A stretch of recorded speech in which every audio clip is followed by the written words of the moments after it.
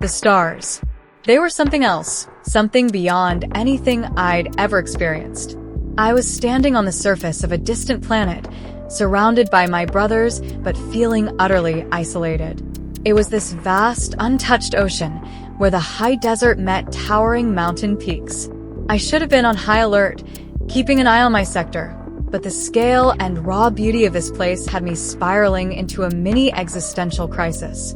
I'm not even sure I have the words to do it justice. Hell, the words might not even exist. What I was staring at, what I was feeling, was something beyond description. I stood in the bottom of an ancient valley, flanked by some of the tallest mountains known to humanity, the Hindu Kush. Over centuries, erosion had transformed the soil into this fine powder, the kind we call moon dust. It was so light that in winter, static electricity in the atmosphere could lift it thousands of feet into the air, creating massive sandstorms. It was like snow, too, so quiet that the world itself seemed muffled. You could stand just a few hundred feet away from a roaring truck, and it felt like you were back in that soundproof ear testing box at Hood. The mountains, with their sheer walls, made me feel like I was at the bottom of the ocean. And the stars, framed by those jagged peaks, were unlike anything I'd ever seen. Miles away from any artificial light, with nothing but the looming mountains blocking the faintest hint of civilization, I was in a wilderness so pure, it felt like a different universe. And through night vision, it was like I was looking up at something entirely alien. We were in Afghanistan, on a nameless road somewhere northeast of Kabul, a place so remote and inaccessible that even the locals rarely tread. And yet there we were. My platoon was stuck trying to get this massive helium tank out of the dust and back onto the trailer it fell off of. The mission? Get the damn thing to a remote outpost up high in the mountains, where they could use it to inflate a recon blimp. The roads were a nightmare, pocked with enormous IED craters, hundreds of them. The kind of holes big enough to flip a semi hauling a helium tank. Needless to say, things were going well or not. The wrecker was fighting to unfuck the overturned semi, and at one point, we were ordered to push the perimeter out with gun trucks. Of course, as soon as the Max Bro pulled out, it sank to the axles in the dust. Perfect. And I might be mixing up the details, but I'm pretty sure this was the same road where Bishop got his face blown off by one of those damn IEDs just a couple of weeks ago. Tensions were high. The sounds of combat are a constant companion in Afghanistan, like distant ghosts. The dull thud of an explosion, followed by the unmistakable ACK of a longbow making a gun run miles away, snapped me back to reality. Watch your sector, asshole. They're always watching. Always. I scanned the mountain walls, my senses stretched thin, waiting for any sign of movement. Nothing. Just the ringing in my ears. Then I saw it. The glaring headlights of a car cutting through the dust. Motherfuckers. They were ruining my stars. It was 2 a.m. What the hell was a car doing out here at this hour? The vehicle sped straight up to the perimeter and only stopped when a warning shot, a laser, and a pen flare lit up the night. The crew from the scout truck rushed to the car, yelling, but no shots. Stop looking at the car. Keep your focus. This is the diversion. They're coming. Again. A tense silence followed while the scout team interrogated the car's occupants. Then it shattered. Medic. Doc, get over here. Fuck. That's me. I didn't even remember who was on the line with me, but we both sprinted. Or, well, bounded. The moon dust made it feel like we were running in a pool. For a second, I caught sight of the gunner from my truck, the .50 locked onto me. He must have forgotten I was out there. I waved him off and yelled, "What the Fuck, Goodman?" He snapped the gun up, back to the right position. At least I wasn't dying that way tonight. I finally reached the road and spotted the scene. Gun at the ready, I found the NCO from the scout truck had 3 men lined up against the car, the interpreter standing next to him, trying to figure out their story. "Hey, Doc, there's a kid in the back and he's hurt pretty bad. Take a look," the tough, older sergeant called out. Our interpreter? Big Show, of course. I liked him. He was trustworthy. Couldn't pronounce his real name, so we all just called him after his favorite WWF wrestler. "What's the story, Big Show?" I asked, narrowing my eyes at the trio of men. They claim they're brothers. The youngest one got hurt during an argument. Apparently, one of the older ones hit him in the head with a hammer. Big Show replied with a shrug, his tone flat. A hammer? Seriously? Do you actually believe them? I asked, skepticism dripping from my voice. He glanced at them, and then back at me. Not really. This valley's full of poor Tajiks. These guys? Rich Pashtun. They don't belong here. I don't trust them. I sighed, trying to focus. It's a kid. War or not, you don't turn your back on a kid. Pushing aside my unease, I moved toward the beat-up 1980s Toyota Corolla hatchback. As I approached, I scanned the men again. No weapons, they'd been searched, but their demeanor still set me on edge. The youngest of the three was trembling, his fear almost palpable. The middle one had the dead, calculating eyes of a killer, but Scout had him under control. The oldest? He was different. His eyes held a sadness I wasn't expecting, like he knew he'd done something terrible and was just barely holding it together. The guilt was practically radiating off him. If their story checked out, he had to be the one who swung the hammer. Rounding the back of the car, I stopped cold. In the cramped hatch space lay a boy, maybe 12 or 13 years old, curled up in a fetal position. An older man, likely his grandfather, cradled the child in his arms. His long, white beard shimmered faintly under the faint moonlight, and his bloodshot eyes glistened with unshed tears. A makeshift four-bag dangled from his hand, so old the expiration date read 1996. The steel needle sticking into the kid's arm was practically an antique.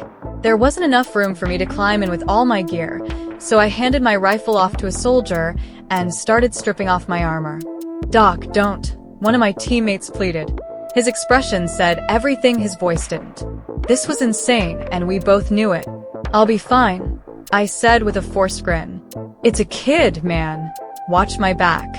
I strapped my pistol to my belt, shifted my knife to where I could grab it quickly if things went sideways, and squeezed into the car. The boy's breathing was erratic, shallow and rapid one moment, then deep and labored the next. Textbook Shane Stokes. His pulse was slow but pounding, his skin clammy. Peeling back the dressing on his head, I saw the damage. It was horrific. The entire left side of his skull was caved in, fragments of bone floating in a bulging mass of swollen tissue. His left eye was dislocated, dangling awkwardly, barely held in place by the wrap. Blood oozed from the wound, mixing with the sweat on his pallid skin. The diagnosis hit me like a gut punch. Massive subdural hematoma. His brain was swelling, and the pressure was already starting to push it into his spinal column. Cushing's triad, low heart rate, irregular breathing, and skyrocketing blood pressure, spelled out his grim fate. The fracture in his skull was likely the only thing keeping him alive, providing a small release for the pressure, but it wouldn't last. He needed a neurosurgeon. Now. Someone who could open his skull, relieve the pressure, and stop the bleeding. But we were hours, maybe days, away from that kind of help. Even if I had the skills, and I didn't, trying to save him here would have been an act of desperation, not medicine. Looking at his injuries, the story about the hammer seemed to check out. There was no sign of a gunshot wound or anything that screamed combat injury. I turned to the grandfather, who was still clutching the boy, his tear-streaked face lined with grief. His lips trembled as he whispered in broken English, "Help. Please." I met his gaze and gave a slow, deliberate shake of my head. There was nothing I could do, and he knew it. His shoulders slumped, and he broke down in a way I'd never seen an Afghan man cry. Their culture usually kept emotions like this tightly locked away. This boy must have been his whole world. I did what I could. I stitched the gaping wound on the boy's face, tied the corner of his mouth to stop the bleeding, and swapped out the old for a fresh one. It wouldn't save him, but at least it would give his family some small measure of dignity. As I finished rewrapping his shattered skull, I whispered to the grandfather, "Allah yakin meek. Insha-Allah. God be with you." I wasn't sure I'd said it right, but he nodded, his crying softening. Then, unexpectedly, he pulled me into a tight embrace. His frail body shook against mine as he muttered words I didn't understand. When he finally let go, he wiped his eyes and gave me a firm handshake. I crawled out of the hatch, my body sore, and my mind spinning. What was that about? I asked Big Show, buckling my gear back on. He said thank you and prayed for your protection. It's a prayer only meant for fellow believers, Big Show replied, his voice carrying a hint of wonder.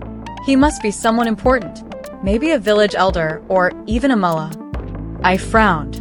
Why would he do that for me? I'm not even Muslim. Big Show shrugged. In Afghanistan, being a doctor means something, even if you aren't one. Doctor. Right. I was just a paramedic from Missouri, a National Guard medic at that. But here, I was the closest thing to a miracle worker they'd ever see. I shook off the thought and focused on restocking my aid bag. There wasn't time to dwell. The job wasn't over, and there'd be more injuries before the night was through. I had to be ready. When we finally got the convoy moving again, I glanced through the porthole, watching the little white Corolla disappear into the distance. I wondered about the boy, his brothers, and the grieving old man. I'd done everything I could, but in the end, it wasn't enough. The stars that night were brighter than I'd ever seen. I don't think I'll ever see them the same way again. The convoy rumbled onward, the engines of our Humvees growling through the narrow mountain pass. The air was cold and thin, biting at any exposed skin, but I didn't notice it much. My mind was back in that hatchback, haunted by the boy's shattered skull and the weight of his grandfather's embrace. Death wasn't a stranger to me. I'd seen it too many times to count. But tonight it felt different, more personal. Big Show, sitting across from me in the vehicle, must have noticed my silence. He broke it with his usual bluntness. You did all you could. Document, don't let it eat at you. I nodded but didn't reply. He wasn't wrong, but the words didn't help. They never did. Eyes up, Sarge called from the front seat. We're coming up on another choke point. The mountain road narrowed further, the rocky cliffs pressing in on both sides.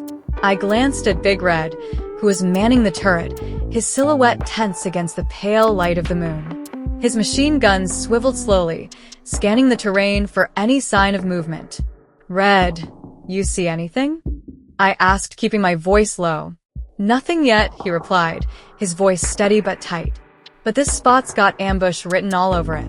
He wasn't wrong. The terrain here was perfect for an attack. Sheer cliffs on one side, a steep drop on the other. Any insurgents waiting in the rocks above would have the high ground and a clear line of fire. The convoy slowed to a crawl, the Humvees hugging the cliffside as we inched forward. My fingers tightened around my rifle.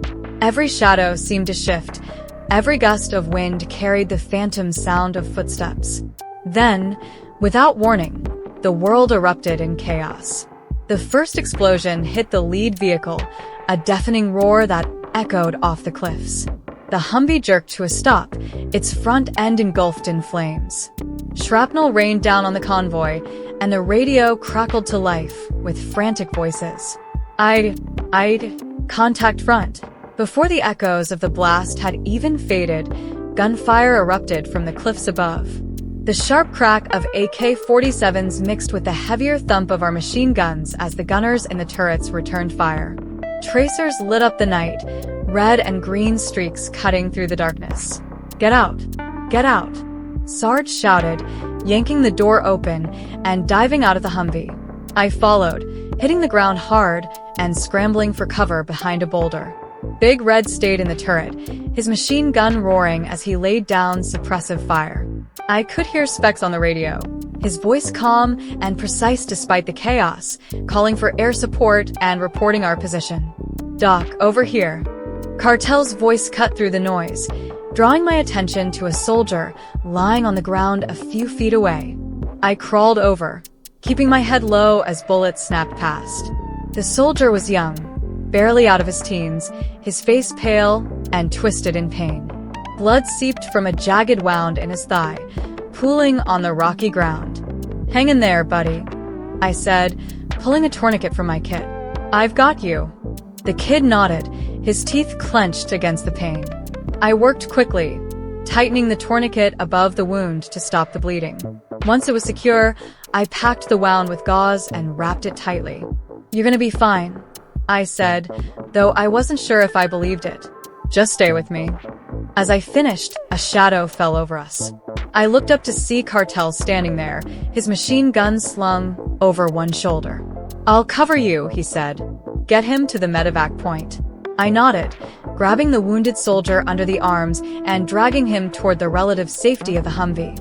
The ground was rough and uneven, every step a battle against the weight of his body and the gear strapped to my back. Behind me, Cartel opened up with his machine gun, the deep thud of his rounds drowning out the enemy fire. When I finally reached the Humvee, Specs was there to help me lift the soldier inside. Air support's 10 minutes out, he said, his voice grim. We've got to hold until then. 10 minutes, I muttered, shaking my head. Might as well be an eternity. The next few minutes were a blur of gunfire, shouted orders, and the constant thump of my heart pounding in my chest. I moved from one wounded soldier to the next, my hands slick with blood as I patched up injuries and tried to keep everyone alive. Finally, the sound we'd been waiting for reached our ears, the distant roar of an A-10 Warthog. The enemy fire began to falter, and moments later, the aircraft's 30mm cannon opened up, its distinctive BRRRRT echoing through the valley. The insurgents didn't stand a chance. The airstrike sent them scattering, and within minutes the gunfire ceased. The silence that followed was almost deafening, broken only by the crackle of the radio and the groans of the wounded. Everyone accounted for? Sarge called out, his voice rough but steady. Missing one, Big Red replied from the turret. Frodo's not responding. A cold knot formed in my stomach. Frodo, the youngest member of our squad, had a habit of getting into trouble. I'll find him, I said, grabbing my rifle and heading toward the last place I'd seen him. I found Frodo a few minutes later, slumped against a boulder, with blood streaming down his face. A bullet had grazed his temple, leaving a deep gash but miraculously missing anything vital. Frodo, you idiot, I muttered, crouching beside him. You trying to get yourself killed? He blinked up at me, his expression dazed. Just wanted to keep things interesting, document. Shaking my head, I patched him up and helped him to his feet. Together, we made our way back to the convoy, where the rest of the squad was regrouping. As the medevac helicopters arrived to take the wounded to safety, I stood off to the side, watching as the stretchers were loaded on board. The adrenaline was starting to wear off, leaving me exhausted and numb. Sarge clapped a hand on my shoulder. Good work out there, document. You saved a lot of lives tonight. I nodded, but the words didn't bring much comfort. There were too many faces I'd never see again, too many names I'd never forget. As the helicopters disappeared into the night, I looked up at the stars, their cold light unchanging, indifferent to the chaos below. War had a way of stripping everything down to its bare essentials, life, death, and the fragile thread that separated the two. And for better or worse, I was the one holding that thread. The stars above were still shimmering, their cold light betraying none of the carnage we had endured below. The helicopter blades faded into the distance, leaving us surrounded by the eerie quiet of the mountains. My ears rang from the firefight, but the silence around me carried an almost heavier weight. We regrouped near the smoldering husk of the lead Humvee. The acrid smell of burning fuel and metal filled the air, mixing with the scent of blood and gunpowder. Sarge was pacing, barking orders into his radio while Specs checked his equipment for a signal boost. The rest of the squad formed a loose perimeter, weapons ready in case the insurgents decided to make a second attempt. Status report, Sarge said, turning to me. His face was a mixture of exhaustion and focus, eyes scanning the shadows. 3 seriously wounded on the birds, I replied. Frodo's banged up but alive, and everyone else is walking wounded. Sarge nodded, his jaw tightening. Good work, document. If you hadn't been here, he didn't finish the thought, and I didn't need him to. I looked around at the squad, Big Red still in the turret, his eyes locked on the cliffs, Cartel standing with his machine gun at the ready, Frodo leaning against a boulder with a bandage around his head. These were my people, my brothers, and tonight we had survived another nightmare together. We're not done yet, Sarge said, pulling us back to reality. We got to get out of this canyon before they regroup. Cartel, take point. Specs, keep trying for air support in case we run into more trouble. The convoy started moving again, slower this time. The lead Humvee was abandoned, its wreckage left as a grim marker of the battle. We packed into the remaining vehicles, leaving less room for comfort, but ensuring no one was left behind. I climbed back into the rear of our Humvee, sitting across from Frodo. He gave me a weak grin, his face pale but defiant. "You're not getting rid of me that easily, Doc," he said, his voice strained but steady. I smirked, shaking my head. "You've got 9 lives, Frodo. Don't waste them all in one deployment." The terrain ahead grew even rougher, the road winding through jagged cliffs and deep ravines. Every turn felt like a potential ambush, every shadow a possible threat. My grip on my rifle tightened, my eyes scanning for movement. Big Red's voice crackled over the intercom. "Contact ahead. Looks like a civilian vehicle, or what's left of one." We came to a stop, and I climbed out to get a better look. In the middle of the road was an old pickup truck, its front end smashed against a boulder. The hood was crumpled, the windshield shattered, and the driver's door hung open. "Trap?" Cartel asked, his finger on the trigger of his M240. "Could be," Sarge replied, motioning for everyone to hold their positions. "Red, keep us covered. Doc, with me."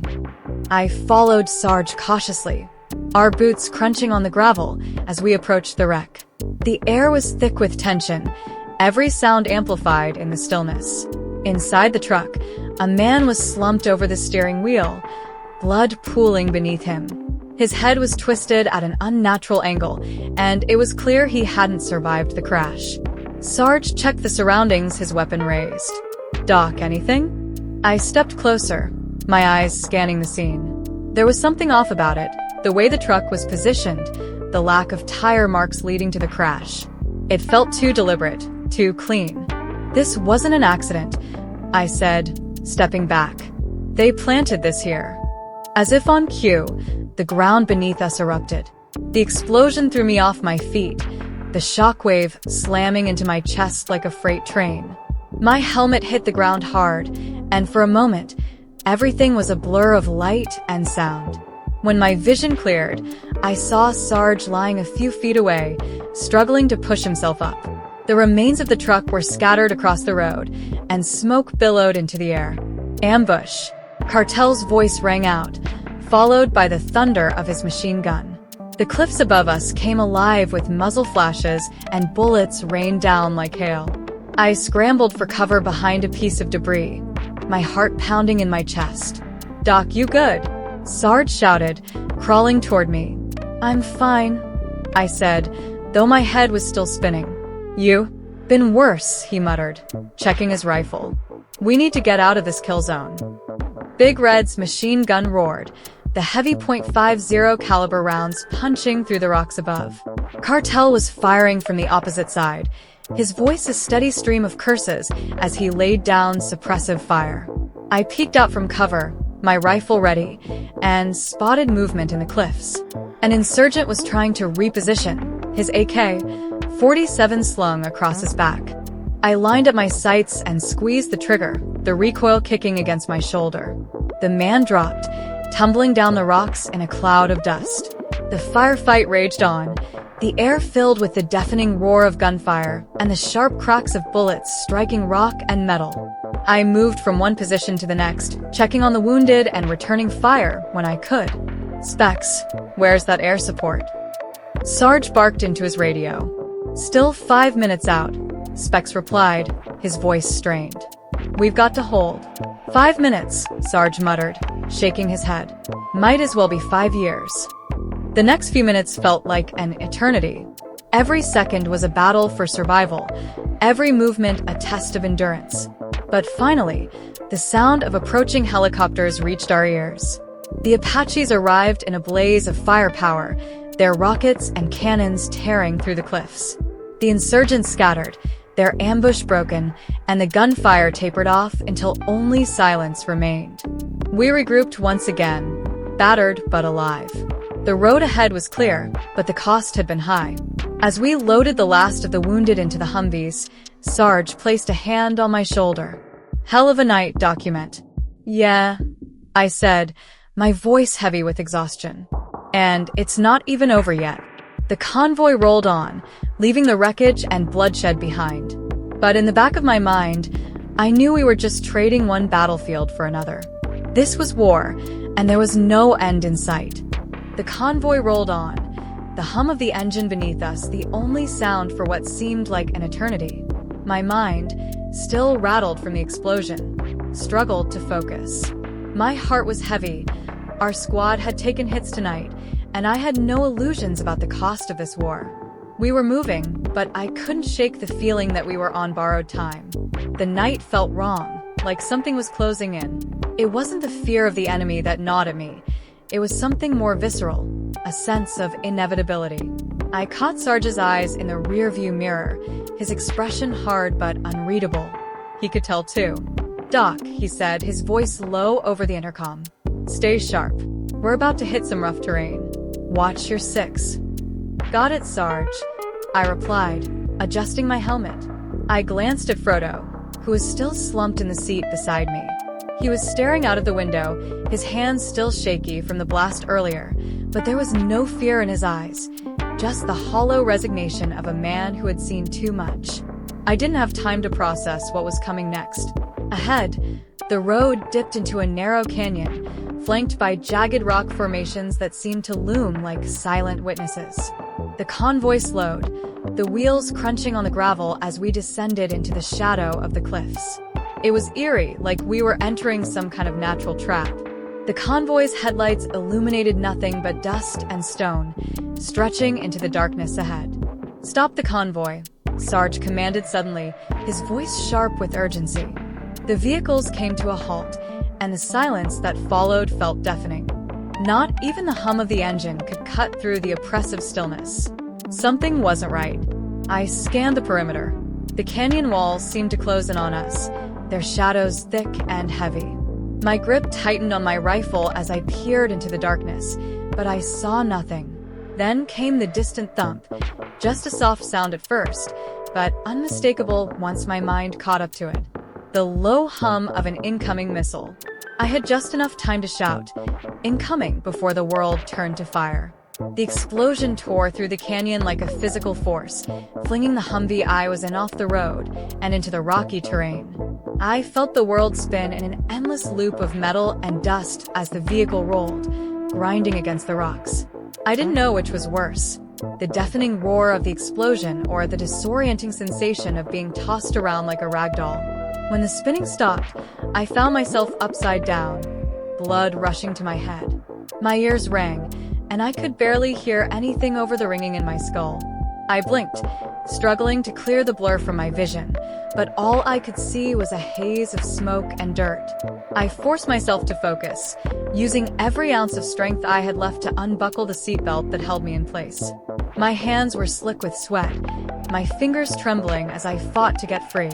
I managed to wriggle out, but as I pushed myself upright, I felt the sharp, familiar sting of pain. My leg, shit. I looked down. Blood was pooling beneath me, soaking through my pants. The wound wasn't deep, but the angle at which my leg was bent made it impossible to ignore. It was a clean shot to the thigh, and the bleeding was quick and relentless. "Doc." I turned toward the sound of Sarge's voice, finding him a few yards away, trying to stand. He was holding his side, blood seeping through his fingers, but he was alive enough to keep fighting. I tried to push myself to my feet, but my leg buckled beneath me. I cursed under my breath and then dragged myself towards Sarge, struggling to ignore the pain in my leg. "Stay with me, Doc," he grunted, his face pale. "We need to get the others out of here. Air support's still a few minutes out." "Yeah," I said, my voice shaky. "But we're gonna need a hell of a lot more than that to get us through this." I reached into my med kit, forcing my fingers to work despite the tremors. I tore open the gauze and applied pressure to the wound in my leg, but it was obvious. This wasn't something I could just patch up. Not out here.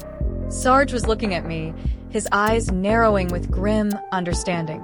"We're not getting out of this one, Doc," he muttered. "Get the others moving. I'll cover you." I shook my head, my chest tight. I'm not leaving you behind, Sarge. I'm not asking you to. Just do what you can for the others. It was the kind of order you didn't argue with. Not from Sarge. I nodded, forcing myself to push the pain aside.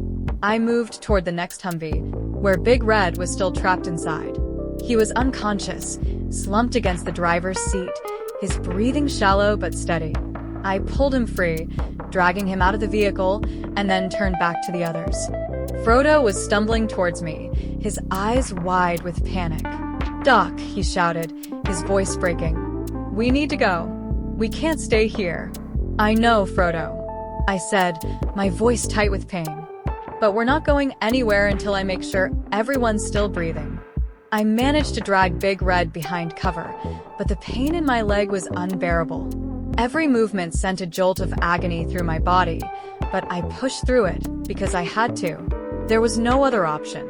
Cartel was still firing from his position, and Specs was scanning the cliffs, desperately trying to get a signal through for air support. The rest of the squad was on edge, ready for anything. And then the silence came again. At first, it was just a lull, like the calm before the storm. But it stretched out longer than I expected, a deafening pause that made the hair on the back of my neck stand on end. And then more explosions. This time, they came from every direction. Missiles, mortars, and the crackle of distant gunfire. The earth trembled beneath my feet as a wall of fire tore through the canyon, lighting up the night sky. The last thing I remember is the sound of an incoming rocket, and then nothing.